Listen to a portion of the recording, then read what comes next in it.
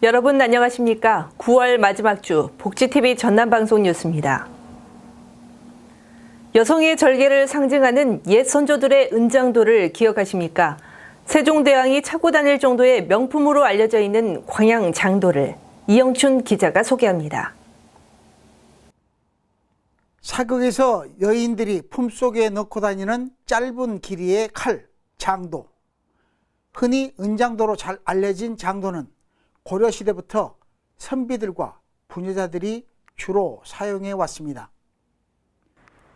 광양시 국내 유일의 장도 박물관에서는 장도의 정신과 가치를 계승해 나가고 있는 국가무형문화재 제60호 장도장 박종군 장인을 만날 수 있습니다. 아버지이자 일대 장도장 보유자인 고 박용기 선생의 뒤를 이어 장도의 길을 걸어가는 박종군 장인은 이수자로 지정된 두 아들과 함께 장도의 대중화를 위해 힘쓰고 있습니다.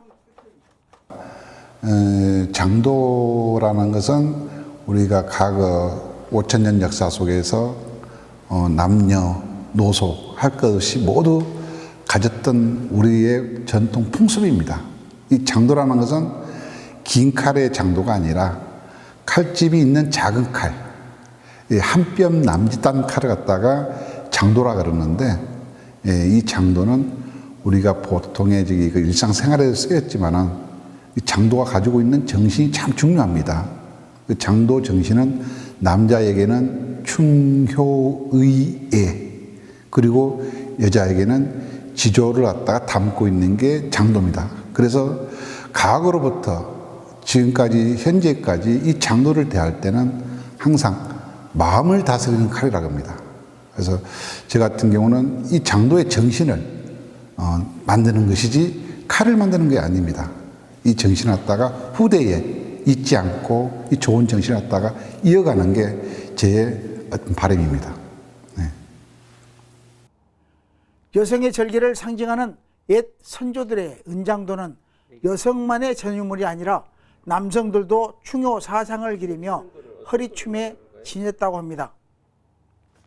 남성이 허리춤에 차고 다니는 장도를 패도라고 불리기도 한 이 은장도는 정교한 장식과 화려한 문양 조각으로 미적 예술성이 돋보입니다. 저희 장도가 다른 지역의 장도보다 좀 다양성이 많습니다. 일단 제가 널리 알리고 좀 더 퍼뜨리기 위해서 좀 변화를 주기 위해서는 현재 있는 장도부터 완벽하게 학습, 그러니까 모든 걸 다룰 줄 알아야 합니다. 장도장의 기본은 어찌됐든 장도를 만드는 것과 장도를 만들 수 있는 공구를 만들 수 있는 것이 기본이 된다고 생각하거든요. 그리고 그 외에 여러 가지 재료를 다룰 줄 아는 능력들, 그런 게 꼭 필요합니다. 1대, 2대까지는 사실상 이제 장도라는 그 문화 자체를 이제 좀 유지하는 느낌으로 갔지만은, 저 같은 경우는 이제 모든 사람들한테 좀 더 알리는, 범용적으로 이제 과거에 좀 머무르지 않고 이제 좀 현대에 좀 다가갈 수 있는 디자인으로 여러 가지 상품도 개발을 하면서 이제 장도의 문화를 널리 알리는 게 현 지금 목표입니다.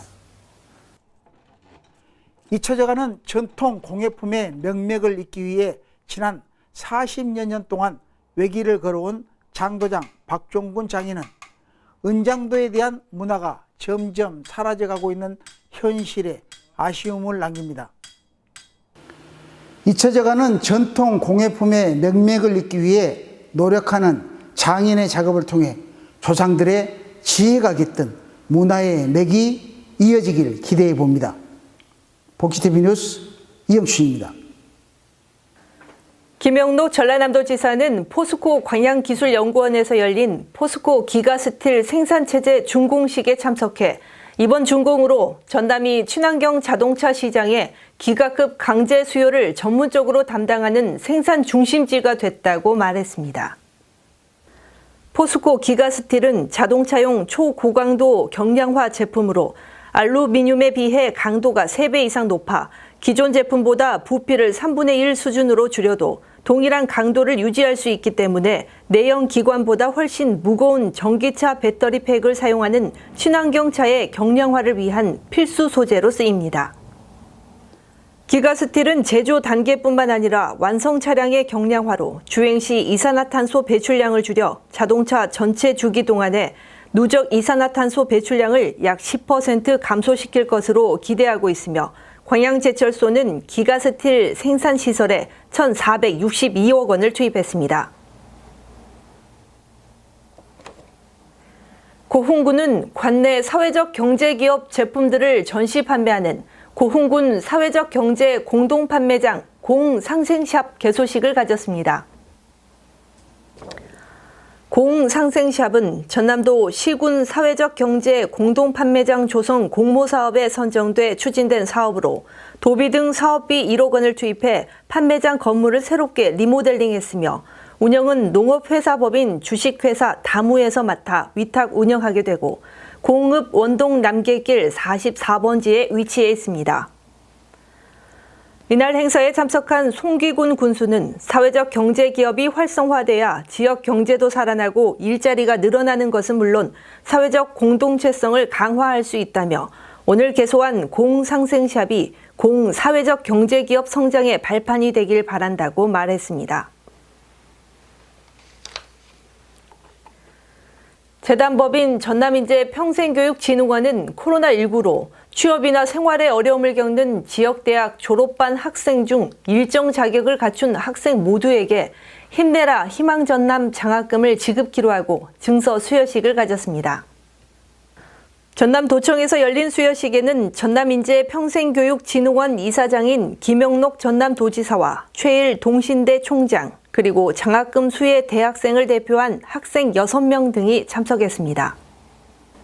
코로나19 장기화로 어려운 전남도민과 대학생에게 조금이나마 위안을 주고 격려한다는 취지에서 지급하는 이 장학금은 지난해에 이어 올해도 전국에서 유일하게 지급하게 되며 장학금은 학생 1인당 60만 원씩 총 지급 규모는 34억 원으로 21개 대학 5,603명이 혜택을 보게 됩니다.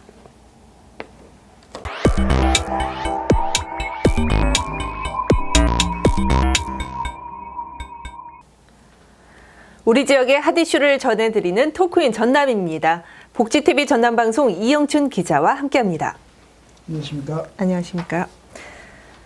순천 신대지구에 건립하는 전라남도 동부권 통합청사 건립 사업이 계획에 맞춰 순조롭게 이루어지고 있죠. 네, 그렇습니다. 전라남도가 오는 2023년 5월 중봉을 목표로 추진 중인 동북권 통합청사는 사업 추진을 위한 건축 협의, 조달청 공사 입찰과 공고 등 행정 절차를 최근 모두 마쳤습니다. 전라남도는 오는 10월 18일 동북권 통합청사 건립사업 기공식을 개최할 예정입니다. 기공식에는 김영록 전라남 도지사와 지역 국회의원, 동북권 시장 군수와 지역 주민 등 약 100여 명을 초청하기로 했지만 코로나19 대응 단계별 상황에 따라 참석 규모를 조정하면서 행사를 간소하게 진행할 계획으로 있습니다. 그런데 동북권 통합청사 건립 사업은 지난 2018년에 도지사 지시로 시작됐다는데요. 네, 그렇습니다. 동북권 통합청사 건립 사업은 그동안 도청이 서부권에 치우쳐 있어 야기된 동북권 주민의 민원 불편을 해소하고 동북권에 흩어진 도 산하기관을 통합하기 위해 지난 2018년 도지사 지시로 시작됐습니다. 동북권 통합청사는 대지 면적 3만 240제곱미터, 건축 면적 3만 775제곱미터, 연면적 1만 3,150제곱미터 규모로 지하 1층, 지상 3층으로 지어지며 총 공사비는 도비 약 350억 원가량이 소요될 예정입니다. 동북권에 새롭게 건립되는 제2청사인 만큼 행정 수요 증가에 대비해 현재는 120명이 근무를 하고 있지만 최대 300여 명이 근무를 할 수 있도록 사무실 면적과 함께 주차장도 크게 넓힐 방침입니다. 특히 통합청사 내부에는 이 동북권 주민이 도청을 방문하지 않아도 민원을 처리할 수 있도록 행정 전산망과 연결된 스마트 민원실을 마련한다면서요? 네, 이 같은 첨단 시설과 함께 대강당, 북카페, 다목적 전시실, 열린 회의실, 그리고 도심 정원 등 지역민이 편리하게 이용할 소통 휴식 공간도 확충할 계획입니다. 또 2050 전라남도 탄소 중립 종합 비전 선포를 계기로 통합 천사를 제로 에너지 건축물로 건립한다는 방침에 따라 에너지 손실을 최소화하고 고단열, 고기밀 건축 시스템을 제공해 주차장에 태양광 발전 설비를 설치하고 수소 연료전지 시스템도 추가로 반영할 예정입니다. 서운수 전남도 동부지역 본부장은 장내 기능 확대에 대비해 공간을 충분히 확보하고 미래 디자인과 탄소 제로 비전에 걸맞은 동부권의 랜드마크가 될 수 있도록 만들겠다고 밝혀 동부권 지역 주민들에게 양질의 행정 서비스가 기대됩니다. 네, 계속해서 두 번째 이슈입니다. 여수와 부산을 잇는 쾌속선 운항이 40여 년 만에 다시 추진되고 있죠. 네, 그렇습니다. 이는 부산지방해양수산청이 이달 들어서 부산 여수 항로에 대한 내항 부정기 여객 운송사업자 선정 공고를 내면서 사업자 모집에 들어가면서 밝혀졌습니다. 지난 24일 접수를 마감한 부산 여수 항로 개설에 따른 내항 부정기 여행 운송사업 신규 항로는 부산과 여수 간 중간 기착지 없이 178.5km를 연결하는 백길입니다. 해수청은 심사위원회를 구성해 제출된 제안서를 바탕으로 평가 작업을 한 뒤 오는 10월 5일 최종 사업자를 선정해 발표키로 했습니다. 네, 해수청은 사업자의 준비 상황에 따라 이르면 내년부터 부정기적으로 이 항로에서 여객선 운항이 가능할 것으로 보고 있다는데요. 네, 그렇습니다. 부산 여수 항로 신규 고시는 해운업계의 요청에 따라 이루어졌으며 해수부에서는 몇 개 업체가 이 항로에서 여객 운송 사업을 하겠다는 뜻을 전해와 사업자 선정 공고를 냈다고 밝혔습니다. 부산 여수 두 지역 간 여객선 운항은 일제 강점기 때 시작돼 지난 1970년대 말까지 다양한 선박 운항이 이어져 여수와 부산을 오가며 사람과 화물을 실어 나르면서 동서 해상 교통의 주요 역할을 해왔습니다. 특히 지난 1971년 여수 부산 항로에 수중익선 쾌속선 엔제로가 등장하면서 부산, 충무, 삼천포, 남해 여수 등도 경유했기 때문에 육상 교통 여건이 좋지 않았을 당시에는 이들 지역에서 부산으로 오는 이용객이 많아 큰 수익을 올리는 황분기도 누리기도 했습니다. 그러나 고속도로 확대와 연륙교 건설 등 교통 여건 확충으로 여수에서 부산으로 이어지는 항로는 모두 폐쇄됐죠. 네, 그렇습니다. 여수에서 부산으로 이어지는 항로가 모두 폐쇄된 이후 지난 2012년 여수 세계 박람회 개최 당시 부정기적으로 이 항로에 대형 크루즈가 운항을 하기도 했지만 전기 노선으로 이어지지는 못했습니다. 이번 여수 부산 항로의 쾌속선 전기 노선이 성공적으로 이루어질 경우 지역 관광 산업의 또 다른 활로가 될 것이란 기대감이 커지고 있습니다.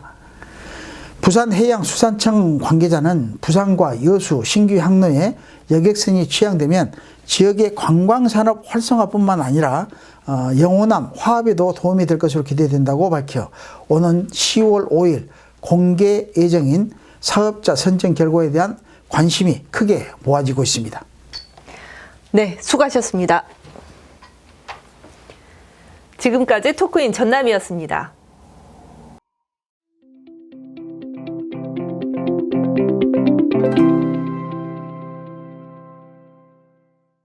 국내 최초 한센인 정착촌으로 알려진 여수 율촌면 도성마을에 지난 15일 에그갤러리 문화예술공간이 마련돼 화제가 되고 있습니다.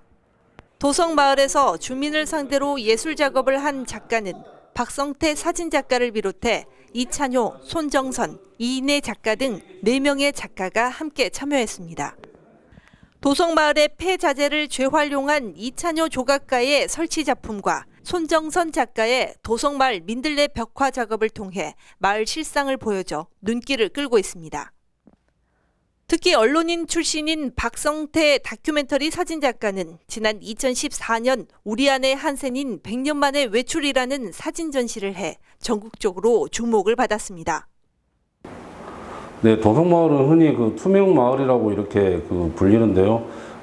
사람이 살 수 없는 그런 환경에 주민들이 지금 현재 한 250명 정도 거주를 하고 있습니다. 우리 지역 사람들뿐만 아니라 그 외부 사람들은 그 공항 뒤편에 있는 여수 외양병원이나 그다음에 그 손양원 목사 기념관까지는 그 기억을 하고 방문하기도 하는데, 그 가장 열악하게 거주하고 있는 한센인 정착촌 도성마을은 아직까지 모르는 분들이 많은데요. 이번 갤러리 개관으로 또 일반인들이 이 갤러리를 통해서 이 마을을 찾게 되고 주민들과 소통하게 되는 그런 소통의 장이 됐다고 생각을 합니다. 그래서 앞으로 주민들에게 친숙한 공간으로 이렇게 성장할 수 있도록 지역 작가들이 노력할 계획입니다. 이들 작가들은 앞으로 아트 컬렉티브 도성이라는 예술 집단의 공동 프로젝트를 만들어 주민들의 삶과 소중한 사연을 담아 소통하는 전시를 할 계획입니다. 예, 우리 마을에 이런 갤러리가 들어오게 됐다는 것은 황량한 가시밭에 나무 한 그루가, 큰 나무 한 그루가 섰다고 생각을 합니다. 이 갤러리가 들어옴으로써 우리 마을 주민들 다 굉장히 기쁘게 찬성을 하고 개관할 때도 많은 분이 참석하셔서 같이 축하해 주셨습니다.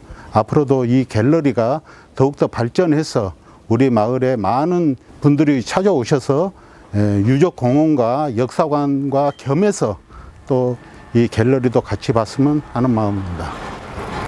도성마을 주민들의 삶의 애환을 담은 에그 갤러리의 다양한 예술 활동으로 지금보다 더 소통하는 따뜻함이 이어져 행복한 마을이 되길 기대해 봅니다. 복지TV 뉴스 이소영입니다.